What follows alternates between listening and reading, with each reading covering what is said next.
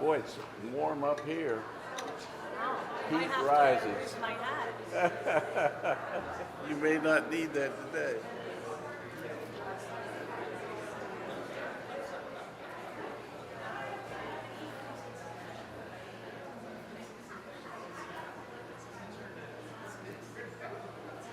Good morning. Hello, I'm Don Retzer. I'm a member of your board. I'm the oldest member of your board. Enough said. Hey, we made it through. We're all here. It was the longest night of the year last night. And here you are.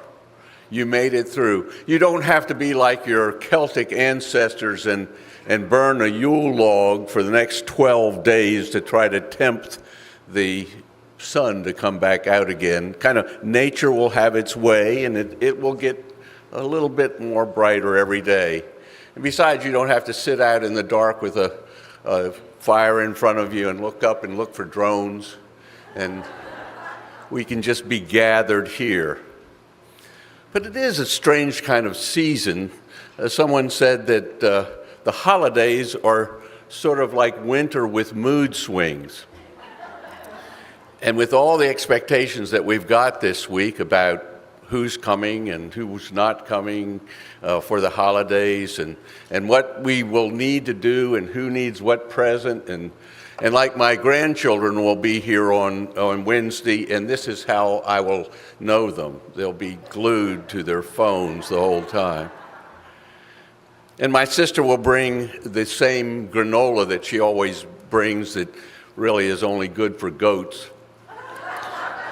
And she lives on a farm, so I'm wondering if she might just scoop it out of their tray and put it in a plastic bag for me. Well, it will be a mix of feelings this week, but what I would hope that we would do is know that we can gather here for warmth. And it is temporary warmth today. It's a lot warmer up here than it is down there, so maybe I'll just stay up here for a while. But the church has been able to provide lots of spaces where we can gather in comfort and warmth and fun. How many of you were here last Thursday night? It was just a great party. The musicians were gathered here and we sang, and it was just a great time, the kids dancing in the aisle. And then this Christmas Eve, on Tuesday evening at 5, we will be gathered here again for a time to be together in warmth. That's something this congregation offers in spades, is a place to be, a welcoming place, a place where we can gather and be accepted, be ourselves, and be affirmed and encouraged. Reverend Logan used this quote from Frank Church last week, and I think that it really speaks to the situation. Hope doesn't arise from the absence of darkness, but from the courage to walk through it. We've already walked through the longest night, and we're well on our way to have the courage to keep on walking. Welcome this morning.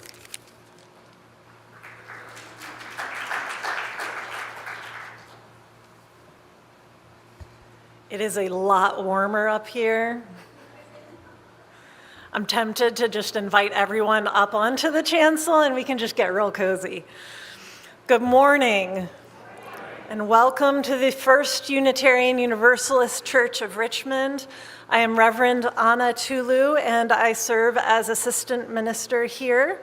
I use both she and they pronouns, and I am a middle-aged white woman with pale skin and freckles, blue eyes, long wavy hair, and I am wearing a dark gray and black outfit, a black stole with rainbow woven through it, and a pine cone necklace, and a fetching, chunky blue stocking cap. This morning we are joined in worship by Hayat Bain on the flute, Lillian Dean on the clarinet, and Walter Dean on the bassoon, a special treat. Our song leaders are Hayat and Bari, thank you both. And Jim and Jeremy are helping us with AV. Now, This time of year can be especially tender for some of us. And so every Sunday, we are joined by members of our lay pastoral care team, and we have several ministers among us who are also available for pastoral needs. And I want you to be reminded of that. If our lay pastoral care folks and any ministers, I see Reverend Amy is here, would be willing to stand or rise, make yourselves seen. A lot of our lay pastoral care folks have orange badges, not all of them, but these are people that you can grab. If you need to have a conversation after the service, during the service, take that space for yourself, okay? We trust you to care for your own needs. You don't have to do anything for anyone else. You take care of yourself. Oh, also, the lay pastoral care team is hosting a calmness check-in after worship today. So if seasonal anxiety is getting to you, that's a good opportunity, and they will be in the small conference room. Now, it is our custom to welcome newcomers each Sunday by passing the mic and giving you an opportunity to introduce yourself and where you're coming from. So our minister of the mic, Jamie, is ready. If you're comfortable doing so, raise a hand or indicate that you'd like to make an introduction. Good morning. My name is Dale. I've told several people this morning this is my second time being my first time here. The first time was about a year ago, and I'm happy to be visiting this morning. Thank you very much. Welcome, Dale.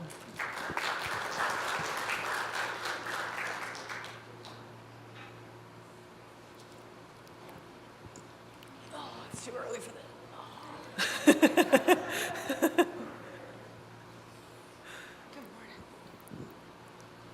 Hi, my name is Regina Boone. This is my husband, Eric Clay. Good morning. And this is our first time here visiting. So thank you for welcoming us. Welcome. It's good to have you.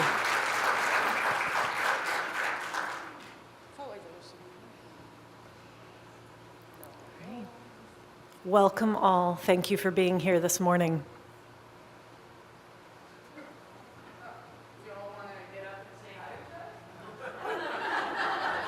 Yeah, would y'all like to say hi to each other? And if you're on Zoom, feel free to introduce yourself in the chat.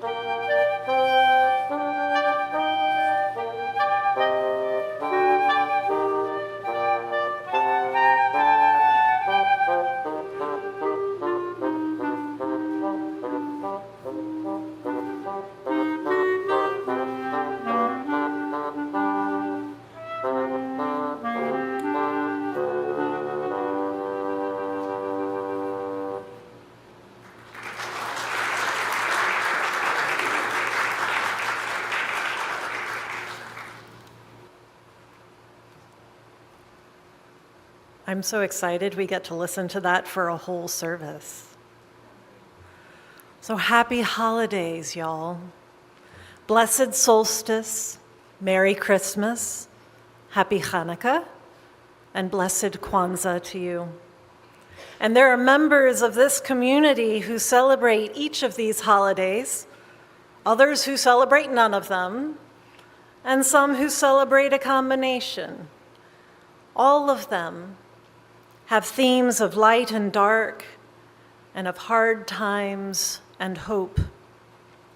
With solstice, we acknowledge the longest night of the year and celebrate darkness as a source of rest and contemplation, mystery, potential, and dreaming. Solstice is also the turning point at which the days begin again to lengthen, although winter is just beginning. It is a time of balance, of standing still, and that's what solstice means. Sun stands still. And that the Christmas holiday was put on the calendar to coincide with solstice celebrations makes sense. In hard times, a child born to bring hope, that child called the light of the world, and the image of the great blazing star that drew magi and shepherds and kings. And with Hanukkah, the festival of lights, we celebrate a miracle wherein during times of war, with only a day's worth of oil left, the temple flame was kept burning impossibly for 8 days and nights. And with Kwanzaa, 7 candles are lit over the course of 7 days, each candle reflecting a different principle: unity, self-determination, collective work and responsibility, cooperative economics, purpose, creativity, and faith. 7 principles to bring hope to the world. And so we gather in worship today, whatever our spiritual paths and persuasions, because we need a miracle. We need that hope. It's far too easy to focus on what is wrong in the world, what is wrong in our lives, what is wrong in ourselves. It is often harder, and perhaps, I know sometimes I feel reluctant to celebrate things that are good and right in the world, in our lives, in ourselves, when so many suffer, when it is so cold. But that is, of course, when we need it most.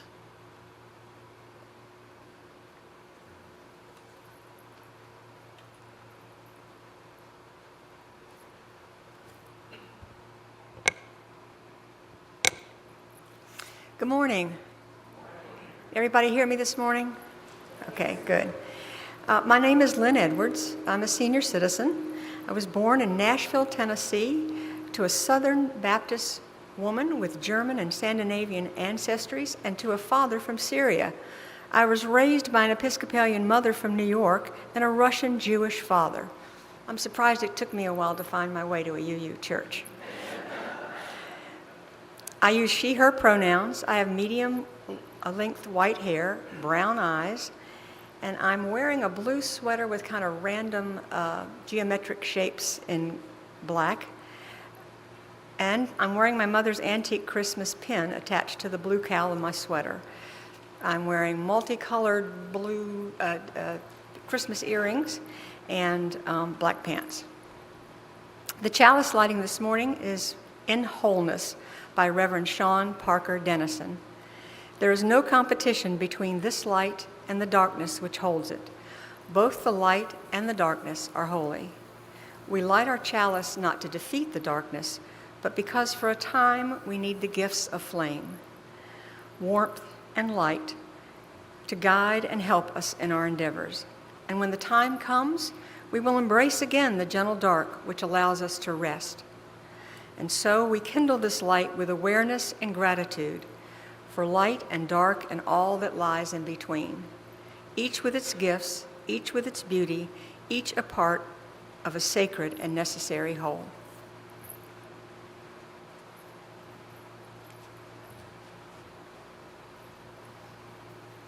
Our opening hymn is number 50, When Darkness Nears. Good morning, everyone. Yeah, feel free to rise in body and in spirit. So in the 15 or so years I've worked here, I don't think we've ever done this one. Woo! Y'all can do new things. I believe in you. All right, so copy me. I'm going to teach you the first bit first. It goes, when darkness nears and embers die. You do that. When darkness nears and embers die. And then it's like, the wind in trees, a distant sigh. Your turn. The wind in trees, a distant sigh. Good. The end of day, like a lover's voice nearby. The end of day, like a lover's voice nearby. Good one, you can do it.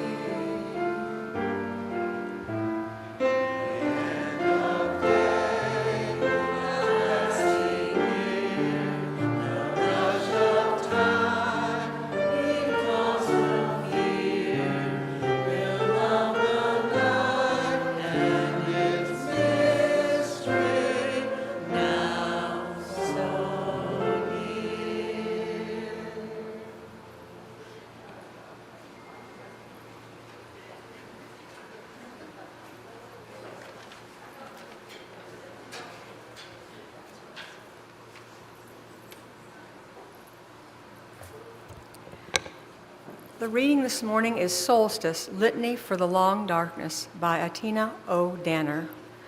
I will not meet darkness with fear in my heart. I will breathe in peace and breathe out fear. Breathe in curiosity and breathe out fear. Breathe in growth and breathe out fear. Breathe in patience and breathe out fear of the dark, which does not serve me. I cast out the binaries of dark, light, wrong, right. I cast out that false naming. I watch and wait for the longest dark night. I cherish the blessing of the long dark night. I await my return to the longest, darkest night. You who taught me stillness, you who gave me depth, you who held me the longest and hold me still. I return to you, darkness, again and again, dissolve into the deep to be made myself, nurtured by your very nature.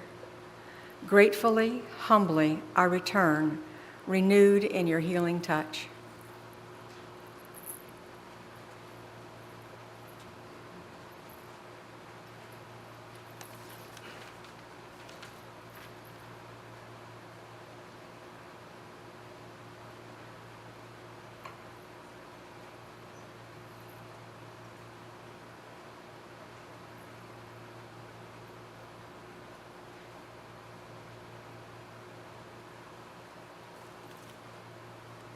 Good morning. My name is Louise Werner, and right now I'm wearing a hot pink shirt, and I have little Rudolph reindeer earrings on. It is my pleasure to serve on the Share the Plate Committee.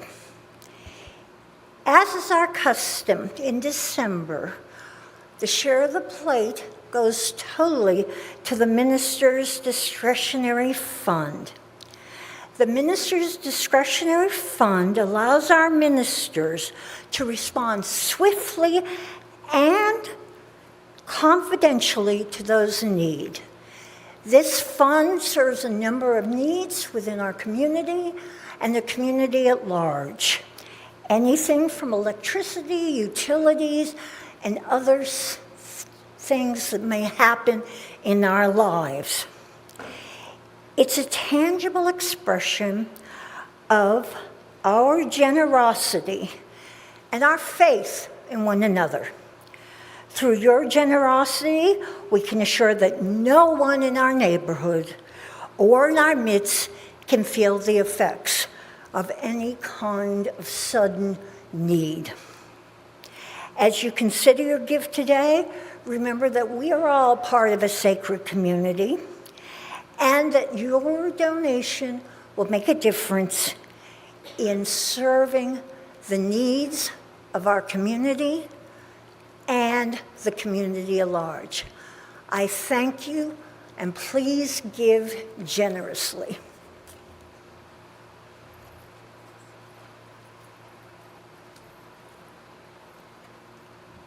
You should see on the screen soon different ways to give to UU, and our ushers will be around shortly with baskets to collect the Share the Plate offering. Thank you for your generosity.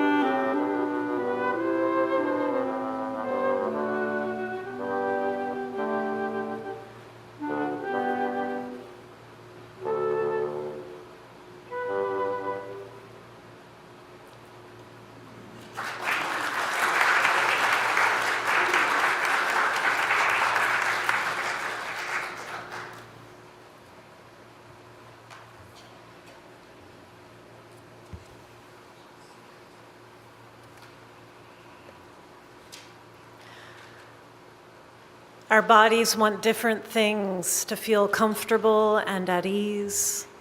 So pay attention to what your body is feeling right now and join me in an attitude of prayer and meditation.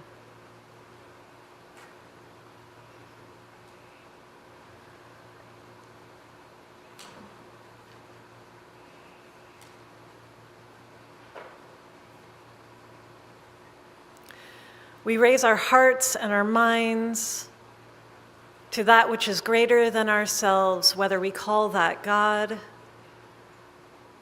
whether we call it nature, the universe, change, love.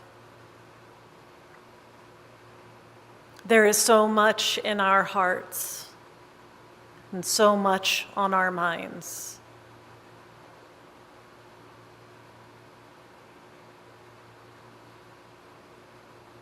We are eager to be with one another. We are eager to reconnect with family and friends. We are yearning for joy and warmth in the midst of cold.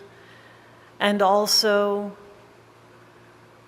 many of us are afraid of what will be coming in the next year and the year after that.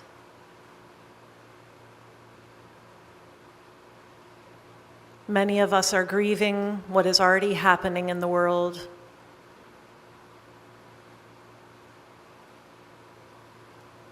And so we ask for that which is greater than ourselves to bring courage, to bring vision, to bring resilience, that we may hold all of these things in our hearts.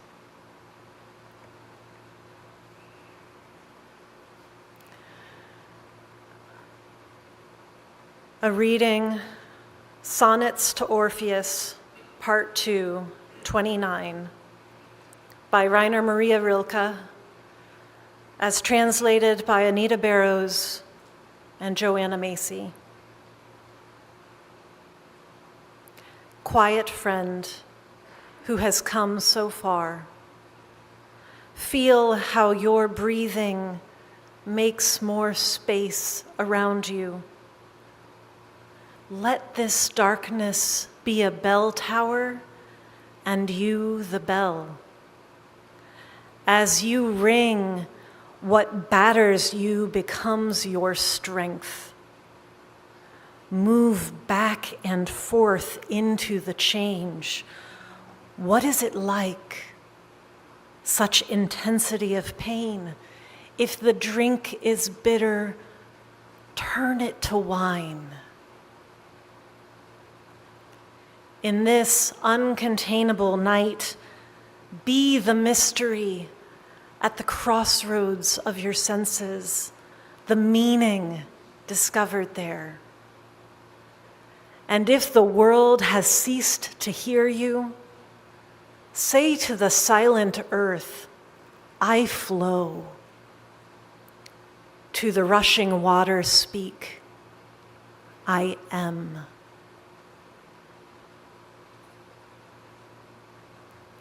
Our meditation hymn is Lo, How a Rose Ere Blooming. It is not in your hymnal, but the words will appear on the screen.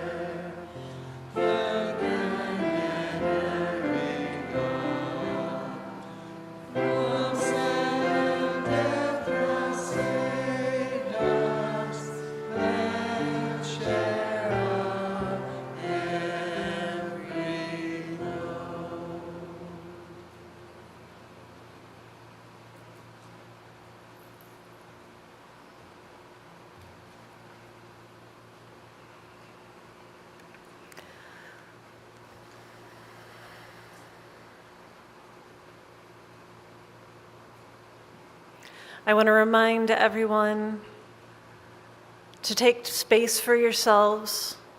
I'm going to go into some tender topics which involve losing loved ones. And I know that can be a hard topic for some people. I promise that we will end up in a good place. But care for yourself however you need to.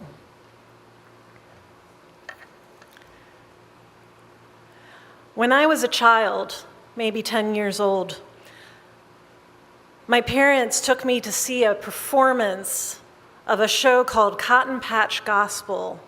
And it was this bluegrass musical written by Harry Chapin about the life of Jesus. And he set it in Gainesville, Georgia. Now, there were 4 men in the production. I would love to see someone restage this and mix it up a little bit. And each played an instrument and sang multiple parts, in addition to birthing in me a deep love for bluegrass music. There was one part of the show that especially moved me, but here's the thing. I have to give you a little context first. So bear with me. We're going to come back to this. There are many places in both the Hebrew and the Christian scriptures where passages from earlier scriptures are referenced and quoted to lend credibility to the newer scriptures. It's a neat thing. So the authors cite those earlier passages and then name them as being prophetic of the more recent events about which they themselves are writing. Does that make sense? So they're recontextualizing these verses and reinterpreting and appropriating them for their own purposes, okay? This happens all over the place. It happened in that hymn that we just sang. And there's this one story that is often omitted from Christmas pageants, from the story of Jesus' birth, in which a verse from the book of Jeremiah in the Hebrew scriptures, which addresses the Jewish exile to Babylon, that verse from Jeremiah is cited in the Christian scriptures in the Gospel of Matthew as prophetic of King Herod's slaughter of the innocents. Okay, lots of layers of meaning, so I wanted to bring everyone to that understanding.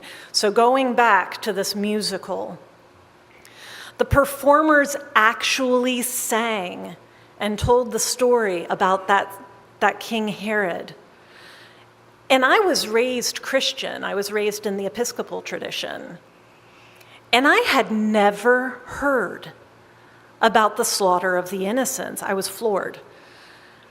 Herod, feeling threatened by a prophecy that a king was being born that could threaten his power, right? He decrees that all children under 2 years of age be killed.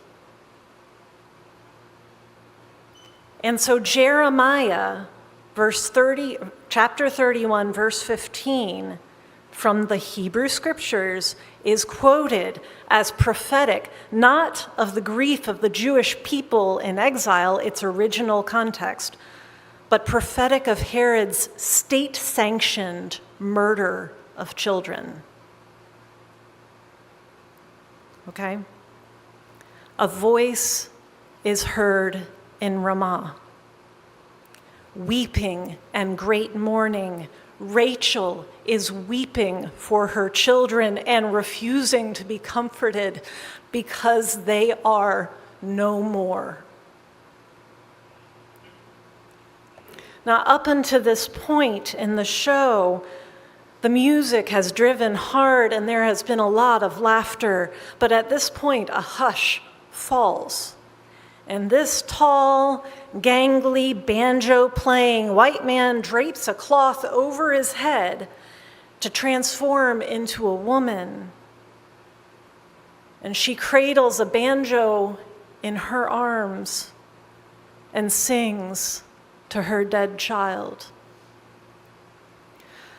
Rock-a-bye, sweet baby, Mama is here. Hush-a-bye, sweet angel, there's nothing to fear. Close your eyes, sweet darling, all through the night. Mama will hold you safe till the morning light.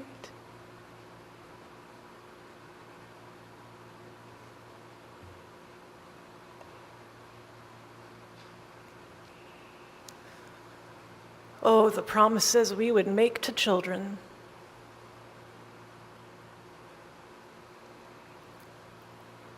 Ten-year-old me was powerfully moved.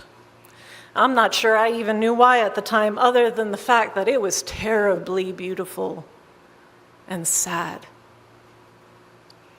Now I have more language to understand it, or at least to try to describe it, because while the Christmas story is heralded as a story of great joy and hope, it came out of a world not unlike the world we live in, where people suffered greatly at the whims of tyrannical and violent kings and governments.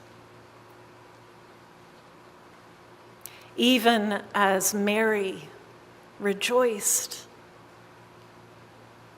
Rachel wept for her murdered child. Now, I've spent a lot of time wondering about Rachel, and she comes into my heart every year at this time. Her name is rich in significance. In the Hebrew scriptures, Rachel is known as the favorite wife of Jacob. And though ultimately she did give birth to Joseph of the many-colored coat and to Benjamin, for a long time before that, she had been unable to bear the children she so desired. A woman of great esteem among her people, unable to bear children, finally has a baby, a miracle. And then her symbolic namesake, as it is drawn into the Christian scriptures, has her child senselessly slain to soothe the ego of a king and to protect the power of a state.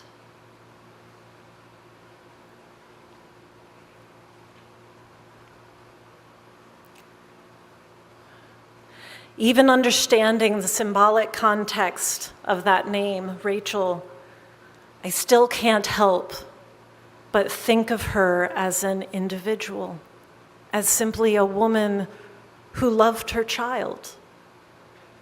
In one unlikely barn, a baby is celebrated and honored, and gifts are brought, and people crowd around, and angels sing and rejoice, all illuminated by the light of this huge star.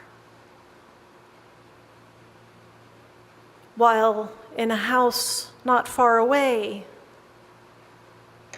a woman sits keening and cradling her dead baby in the dark. I wonder if Rachel knew or cared why Herod did what he did. Would she have resented Mary and her living child? Or would she have felt happy for her?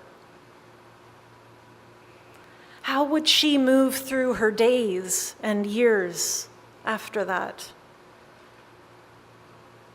Would she wither in her grief? Or would she look for good to grow defiantly out of such a brutal act? Could she have even believed in goodness ever again?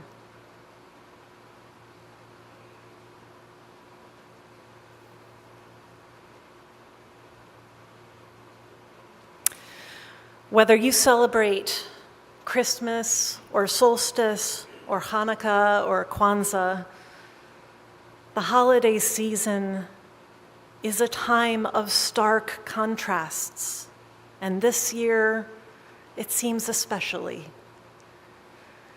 It is a time of darkness which invites us to burrow in, to give space to our dreaming and contemplation, and perhaps sometimes for some of us to even think ourselves alone. And yet these holidays focus on light and celebration and community. In the Wheel of the Year, this time marks the beginning of winter, a time of increasing cold and scarcity and danger. And yet our holy days emphasize generosity and warmth and goodwill. And because so many holidays coincide at this time of year, there is an almost guaranteed sort of pause button on our world, removing from even the most dedicated Ebenezer the barriers and excuses that might keep one from spending time with loved ones, or from getting outside and connecting to our non-human community in nature. Schools and offices are closed. People are expected to get out of the house and to be of good cheer and convivial spirit. And sure, bank accounts may be stretched. We might not feel like we have enough.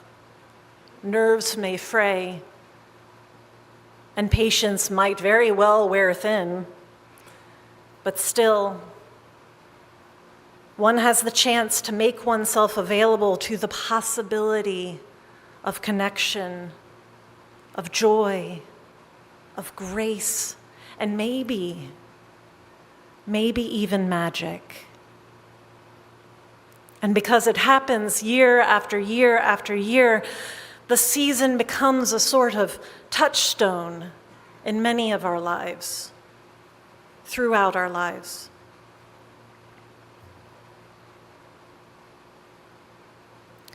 I have such gratitude for some holiday memories.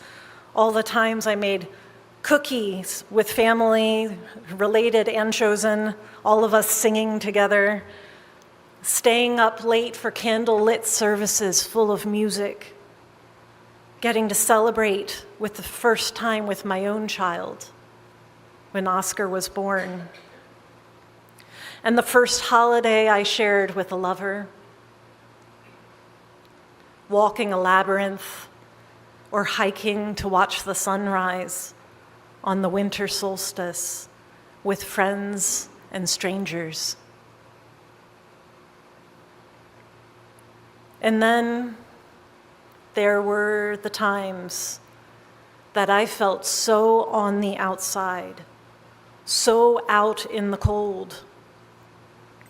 There was one year when I was a kid, I was miserably sick on Christmas morning, and the perfumed scent of my new She-Ra toy had me running for the toilet. Then there were the years when my heart was broken for the first time, and for the second time, and for the time after that. The years I spent worrying about how to pay bills or whether I could afford gifts for my children. The year that I expected to share with a new baby who didn't live to see it. The years that I felt wounded, lonely, angry, bitter as I looked in at everything that I thought I didn't, couldn't, or would never have. And most years just aren't that cut and dry. Even the years where I was heartbroken, still there were these moments of grace and even joy because I showed up in the world.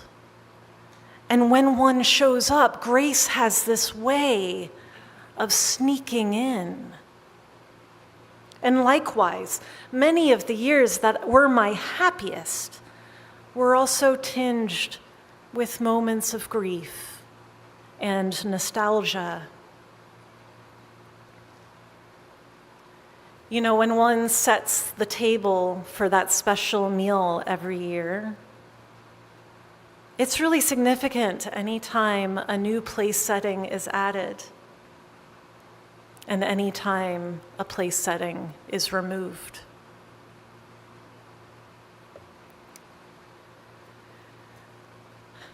So the gift that I receive from Rachel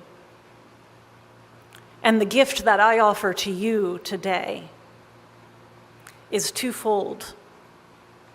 They are the gifts of awareness and choice.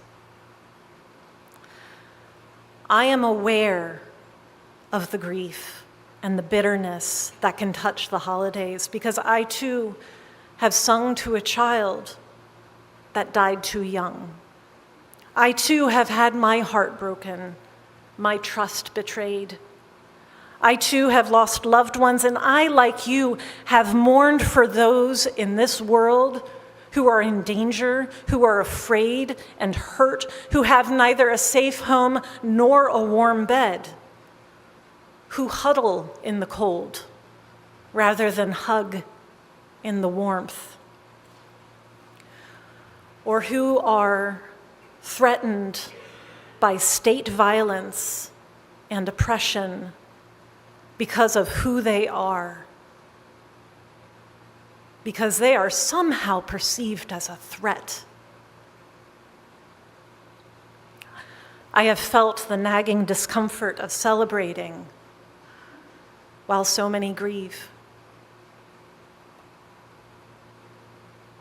My choice is to make myself available in spite of all this, even when it hurts, even when it's hard, because it hurts, because it's hard, to stubbornly make myself available to the possibility of joy, of peace and connection, to make space for a miracle. My choice is not to despair, but to give of what I have, to see the tension in another person's face and extend a hand of invitation toward connection, toward understanding. Because we need it. We need miracles. We need to give ourselves over to the rest and respite and healing of that dreaming dark, and allow it to defiantly and impossibly rekindle the spark in ourselves. We need to live generously and share that spark with the world.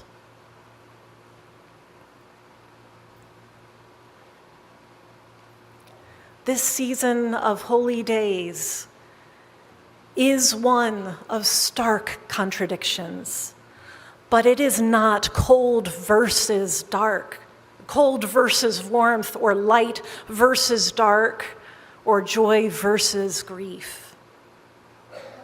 It is both and. It has to be all of it together, because it is in the contrast that the whole is more fully rendered, that it becomes sacred. It is in the contrast that it is transformed this time of year into something utterly magical and exquisitely painful. often both at the same time.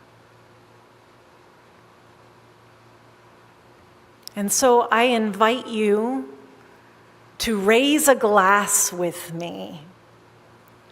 Your imaginary glass, yes, literally, I want you to raise a glass with me. And your imaginary glass can be filled with hot cider or eggnog or coffee or tea or wassail or Manischewitz or ginger ale, whatever your seasonal imaginary drink of choice happens to be. Fill your cup and hold it as high as it is comfortable for you to do so.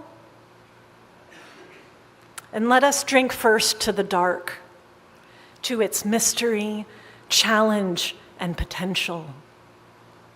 Yeah, go for it. Let us drink to the light, that first spark of life and hope that begins in the dark. Let us drink to one another for the warmth and the comfort we share, and to haul our heaping histories of joy and hurt. We are where we need to be.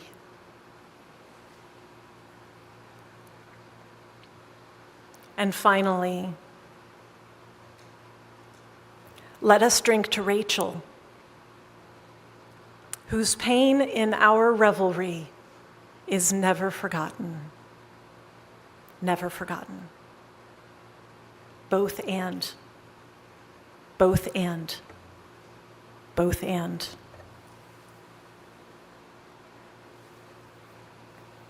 Amen, Ashe, and blessed be.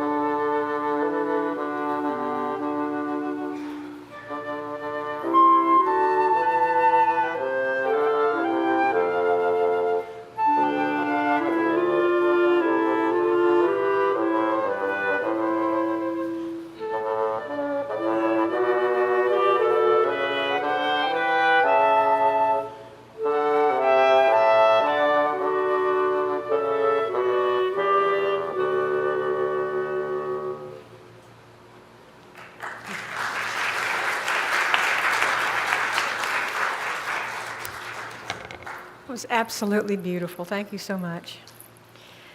The chalice extinguishing is from Wendell Berry. The seed is in the ground. Now may we rest in hope while darkness does its work.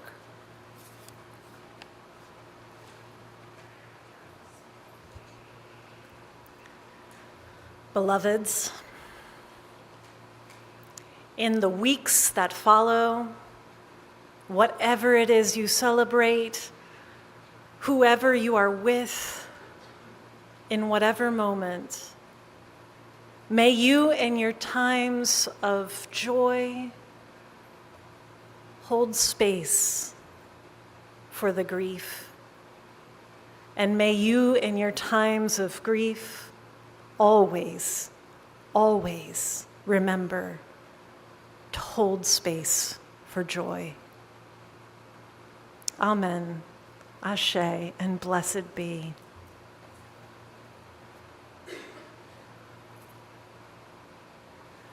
If you would rise in body or in spirit, our closing hymn, because we all need to sing right now, is 1064, Blue Boat Home, in the Teal Hymnals.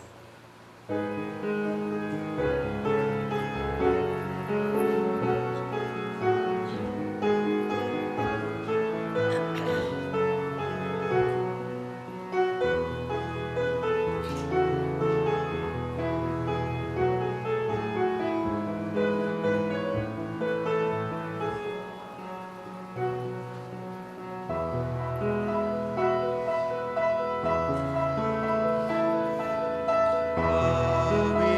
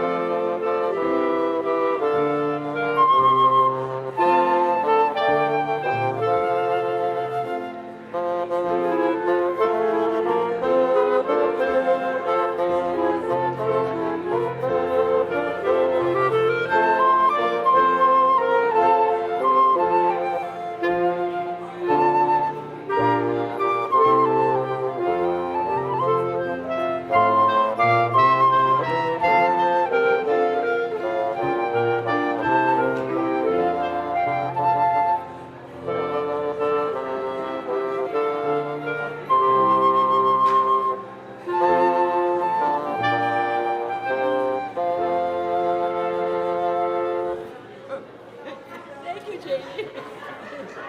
Ryan, wonderful. Thank you. It wasn't too bad. Well, Lips, but- no, the Corelli was good. You know. Oh, yeah. Yeah. Thank you. In the moment. Thank you, guys. But thank you. I really appreciate that you have all this music because I don't It's even know endless. where mine I is. had you know, the box is this thick, so. Yeah. But we need to practice, you know, the rehearsals are fun. You said you played beautifully. Yeah. Walter, you fixed your bassoon. Thank This is you. amazing. It's a Christmas miracle. Great. It's Yeah. a Christmas miracle. Do you want to take these? Like, take No, you keep them. Okay. All right. Yeah, I mean, we can sign them. Thank Oh, you. here she is. Yes. I love my music friend. Oh, it's so good to see you. Thank you so much. Really? Thank you. You know, it's always fun to play with others. So playing with Hyatt has been great. And Jamie's just chiming in there. She appreciated just, you know, us doing it. She does so much. So, but I can't believe you got our Christmas card. Yeah? Yeah, okay. So, Walter, Janice was in the audience for the Richmond concert. And it wasn't impossibly crowded. It was a lot of fun. I really loved it.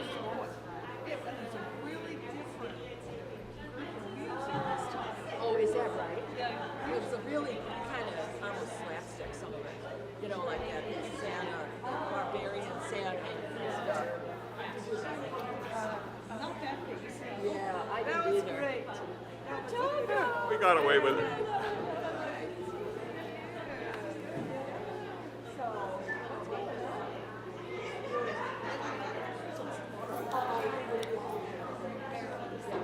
Thank you so much.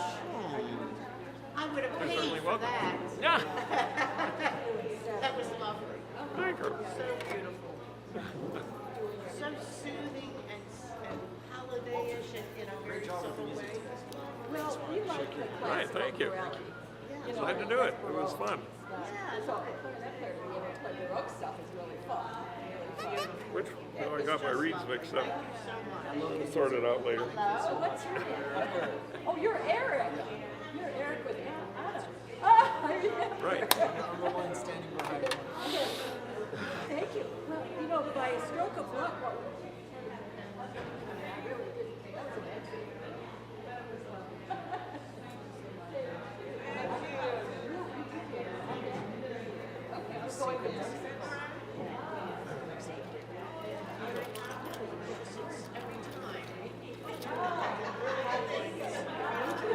It's not going to be pleasant, but if that comes out, and I would think with Christmas, he would take it out.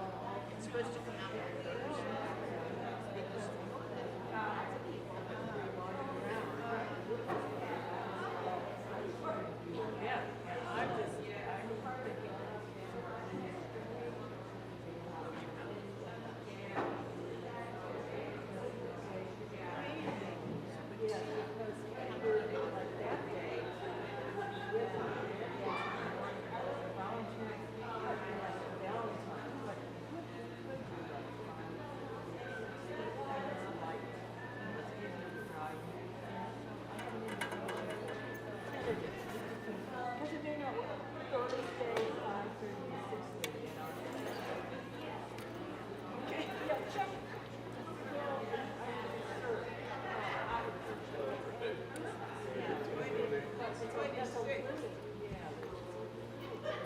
That's a bassoon, right? Yes, it is. Okay. It's a double reed? Yes. Okay. Probably a lot like an oboe reed. Actually, wait a minute here. If you're familiar with oboe reeds, I Oh, would it's say different. the answer is not Yeah, it's altogether. much Right? thicker, yeah. And then it doesn't fit on a stable. Oh, okay. I mean, it's not wound on a stable like an oboe reed. Okay. You got this thing, Yeah. and it just friction fits in. Gotcha. Yeah. Very cool. Well, Don't see a lot of. it provides a challenge in my life. Yeah. Okay. Music will do that for you. Especially this thing. Yeah. Yeah. You play other instruments? No, really. Not really. Some people do, but you don't find a lot of bassoon players who play.